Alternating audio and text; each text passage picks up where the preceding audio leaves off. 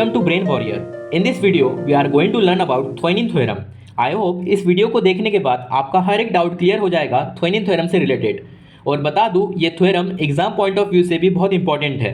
तो चलिए शुरू करते हैं थेवेनिन थ्योरम. सबसे पहले जो थेवेनिन थ्योरम है वो एक नेटवर्क रिडक्शन थ्योरम है, जिसका स्टेटमेंट ये है: any linear active network consisting of dependent और independent voltage and current source can be replaced by an equivalent circuit consisting of a voltage source in series with a resistance, the voltage source being the open circuit load terminal and the resistance being the internal resistance of the network. तो simple सी बात है, अगर कोई एक complex सा circuit network circuit दिया है अपने को जिसके अंदर डिपेंडेंट और इंडिपेंडेंट वोल्टेज या फिर करंट सोर्स लगाओ, तो अपन उसको एक सिंपल सर्किट के साथ रिप्रेजेंट कर सकते हैं जिसके अंदर रेजिस्टेंस होगा और जिस ब्रांच के अक्रॉस रेजिस्टेंस वोल्टेज फाइंड करना होगा वो रेजिस्टेंस होगा और एक थेवेनिन इक्विवेलेंट वोल्टेज होगा. वो तीनों को सीरीज में कनेक्ट कर लेंगे और सिंपल ओम्स लॉ की हेल्प से अपन ये फाइंड कर लेंगे कि इस ब्रांच में कितना करंट फ्लो हो रहा है. तो सबसे पहले कुछ इसकी स्टेप्स देख लेते हैं.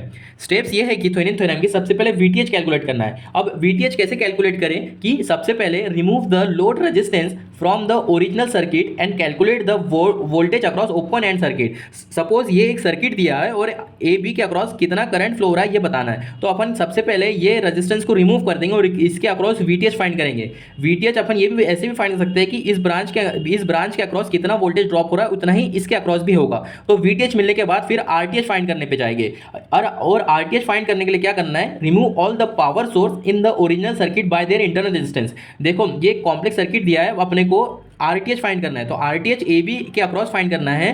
तो ए बी के अक्रॉस आरटीएच फाइंड करने के लिए जो भी एक्टिव नेटवर्क सोर्स है उसको अपन उनके इंटरनल रेजिस्टेंस के साथ रिप्लेस कर देंगे. तो जैसे पहले बता दूं, जो करंट सोर्स होता है उनका इंटरनल रेजिस्टेंस इनफाइनाइट होता है. तो इसको अपन ओपन सर्किट के साथ रिप्लेस कर देंगे और जो अपना वोल्टेज सोर्स है उसको अपन शॉर्ट सर्किट के साथ रिप्लेस कर देंगे. ऐसे ही आरटीएच फाइंड हो गया. अब उसके बाद सिंपल सा है कि draw Thevenin equivalent circuit with Thevenin voltage source in series with the Thevenin resistance and load resistance. तो सिंपल सा इक्विवेलेंट सर्किट बना लेना है जिसके अंदर अपने पास आरटीएच, वीटीएच और आरएल होगा. और फिर लास्ट स्टेप में अपने को ओम्स लॉ की हेल्प से आईएल फाइंड कर देना है VTH by RTH plus RL की हेल्प से. तो इसी को समझते हैं एक क्वेश्चन की हेल्प से. क्वेश्चन में दिया है find the value of I by Thevenin theorem. जैसे कि एक नेटवर्क दिया है, ये थोड़ा कॉम्प्लेक्स नेटवर्क है, इसके अंदर अपने को पता करना है कि ये ए बी ब्रांच के अंदर कितना करंट फ्लो हो रहा है. तो सिंपल है, इसके लिए सबसे पहले वीटीएच फाइंड करेंगे. वीटीएच कैसे फाइंड करेंगे, ये जो 1 ओम का रेजिस्टेंस है इसको रिमूव कर देंगे और उसके अक्रॉस वीटीएच फाइंड करेंगे. तो वीटीएच फाइंड करने के लिए अपने को यहाँ पे थोड़ा सोचना पड़ेगा, यहाँ थोड़ा सा ट्रिक लगाना पड़ेगा कि ये कैसे फाइंड करें. तो अपन ये सोचेंगे कि ये जो ब्रांच है इस ब्रांच के अंदर जितना वोल्टेज ड्रॉप हो रहा होगा उतना ही वीटीएच होगा. तो सिंपल है कि इस ब्रांच में कितना वोल्टेज ड्रॉप हो रहा है ये अपन दोनों इस लूप में भी और इस लूप में भी मैश इक्वेशन से फाइंड कर सकते हैं. जैसे कि पहले लूप में मैं चलता हूँ तो यहाँ से मैं देखता हूँ कि पहले लूप में एक करंट सोर्स लगा है. करंट सोर्स अगर कोई लूप में लगा रहता है तो उस लूप में उतना ही करंट फ्लो होता है. तो जैसे कि यहाँ पे 2 एम्पियर का करंट सोर्स लगा है तो ये जो I1 है उसके वो 2 एम्पियर का करंट फ्लो हो रहा है इसमें. और फिर आ जाता है ये सेकेंड वाले लूप केस में, यहाँ पे अपने को इक्वेशन लिखना पड़ेगा. तो इक्वेशन मैश 2 में कुछ ऐसे लिखते हैं. सबसे पहले यहाँ से स्टार्ट करते हैं. 10 वोल्ट से मैं प्लस से बाहर निकला तो मैंने यहाँ पे 10 लिख दिया.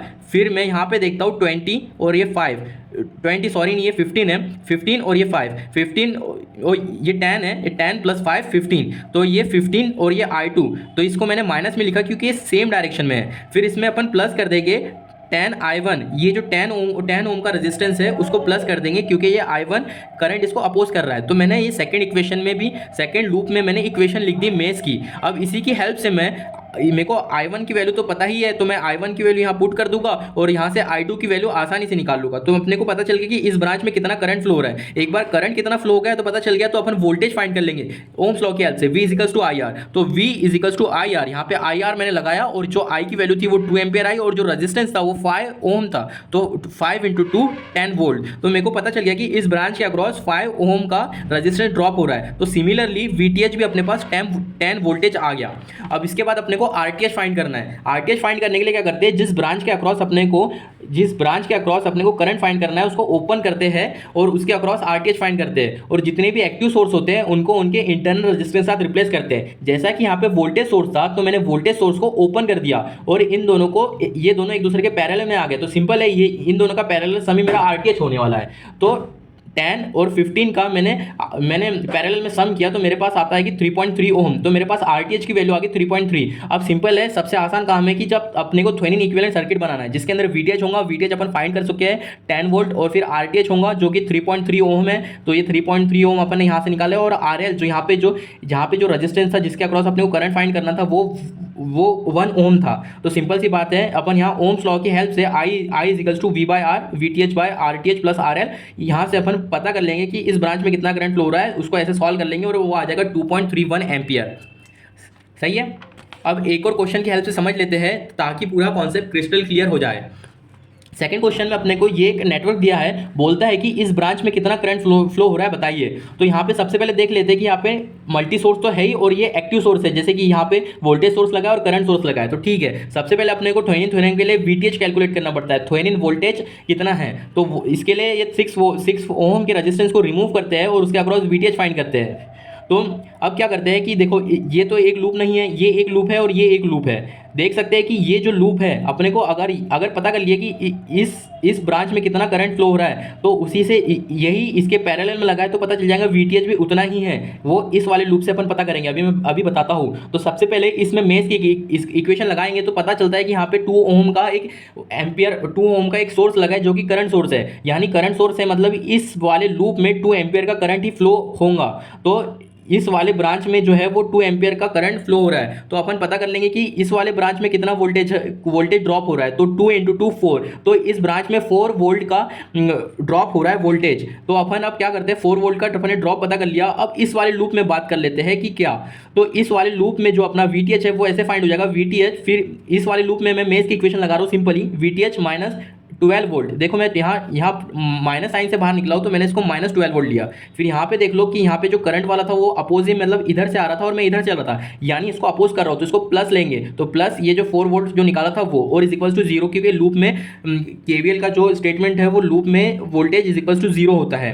तो अपन यहाँ से वीटीएच की वैल्यू अपने पास आ गई 8 वोल्ट, तो अपने पास वीटीएच आ गया 8 वोल्ट। अब अपन आरटीएच फाइंड करेंगे। आरटीएच फाइंड करना इसमें बहुत सिंपल है, क्योंकि जो अपना वीटीएच था उसी के वहाँ पे अपन आरटीएच लिख देंगे और जितने भी एक्टिव सोर्स थे उसको अपन उनके इंटरनल रेजिस्टेंस के साथ रिप्लेस कर देंगे। जैसा कि यहाँ पे एक करंट सोर्स था तो मैंने इसको मैंने ओपन कर दिया हूँ, यहाँ से ओपन कर दिया, मतलब यहाँ से कोई कनेक्शन नहीं है, यहाँ से कोई करंट फ्लो नहीं होगा। और जैसा एक यहाँ पे सोर्स था, ये एक वोल्टेज सोर्स था, तो मैंने इसको शॉर्ट कर दिया, उसको मिला दिया, यानी कि यहाँ पे कोई रेजिस्टेंस नहीं है। अब मैं बस आरटीएच फाइंड कर लेता हूँ। देख, पहले तो ये दिख रहा है कि ये दोनों एक दूसरे के सीरीज में है, तो अगर ये चाहे तो 8 एम्पियर हो सकता है, लेकिन ये तो ओपन है तो ये तो नहीं हो पाएगा। तो अपन देख लेते हैं कि जो आरटीएच है वो तो सिर्फ 2 एम्पियर हो जाएगा, क्योंकि ये ओपन सर्किट है, यहाँ से कोई करंट फ्लो ही नहीं हो पा रहा है, जो भी लूप बन रहा है वो तो यही लूप बन रहा है। तो जो आरटीएच की वैल्यू आ गई वो आ गई 2 ओम। एक बार आरटीएच की वैल्यू आ गई तो सिंपल है, आरटीएच आ गया, वीटीएच आ गया और आरएल भी है, तीनों को सीरीज में लगाओ और करंट ओम्स लॉ की हेल्प से फाइंड कर लो, जो कि आ जा रहा है 1 एम्पियर। तो thus the current flowing through 6 ampere resistance in 1 ohm, यानी इस ब्रांच के अंदर कितना करंट फ्लो हो रहा है, वो हो रहा है 1 एम्पियर का करंट फ्लो हो रहा है। ठीक है, अब मैं आपको एक होमवर्क क्वेश्चन भी दे रहा हूँ, ये क्वेश्चन है, इसको आपको सॉल्व करना है और बताना है कि इसका वीटीएच कितना आ रहा है और उसके बाद आरटीएच कितना आ रहा है, और जो मैंने इस ब्रांच में कितना करंट फ्लो हो रहा है, जो इस ब्रांच में है वो कितना करंट फ्लो हो रहा है वो बताना है। तो ये तीनों चीज़ आपको इस वीडियो के कमेंट सेक्शन में लिखनी है। And thank you for watching this video. I hope this video is helping you in your preparation. Thank you.